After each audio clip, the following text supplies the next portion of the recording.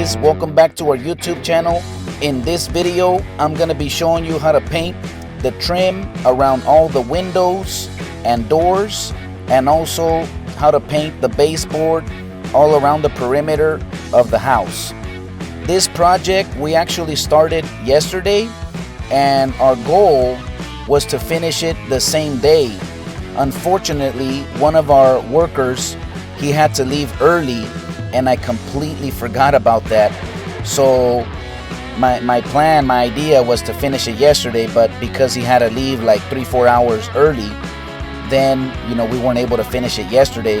So I just had one of my guys that I had painting yesterday come back today so he can finish up the details.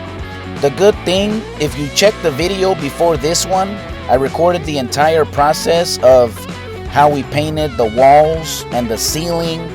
We also prepped all of this trim that we're painting right now. The trim, it had like a glossy wood look to it before. So in order to paint over that, the best way to do that is you'll want to give it a light sand so you can scuff up the surface. And then after you do that, you'll want to go ahead and apply some primer. They, in different stores, they sell like this extreme bonding primer. We decided to use the spray just to kind of be more efficient. So to prep all of this trim, the first thing we did was to sand it to scuff up the surface. Then we went ahead and applied the primer via the spray.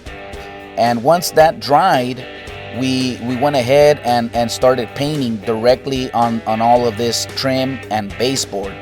Over here on the bottom, you always want to make sure to put some tape like we did down there. We put some blue tape, and what that's going to do, it's going to protect the floor, but also whenever you're finished, you can remove all that blue tape and it's going to give you a nice, clean and sharp line.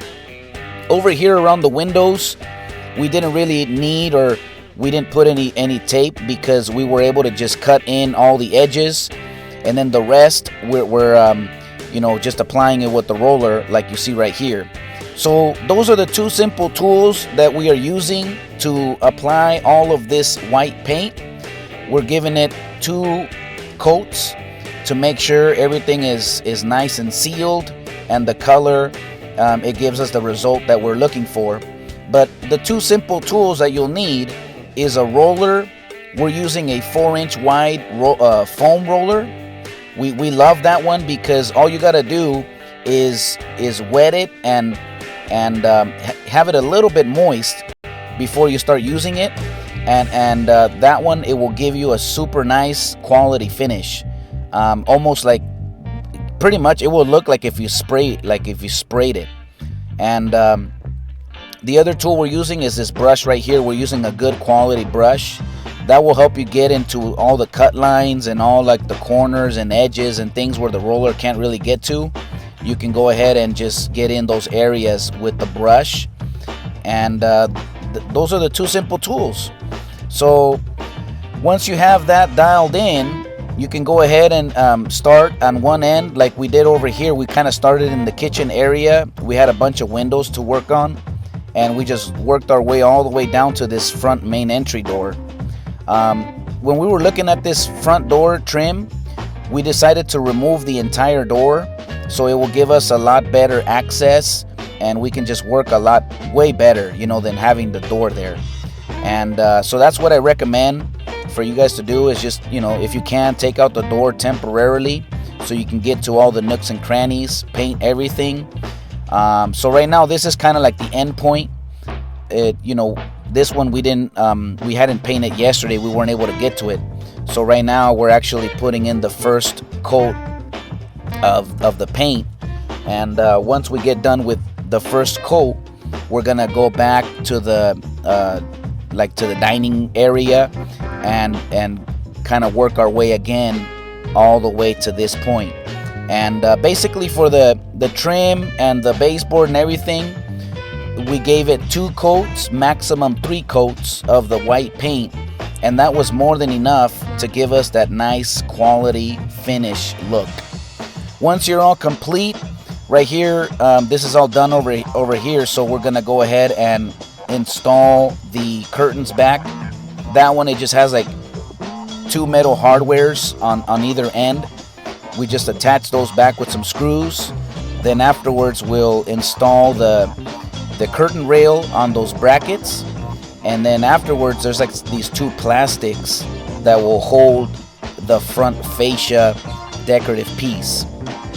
But these are all things that, I mean, it takes quite a bit of time, but I highly recommend for you to do that.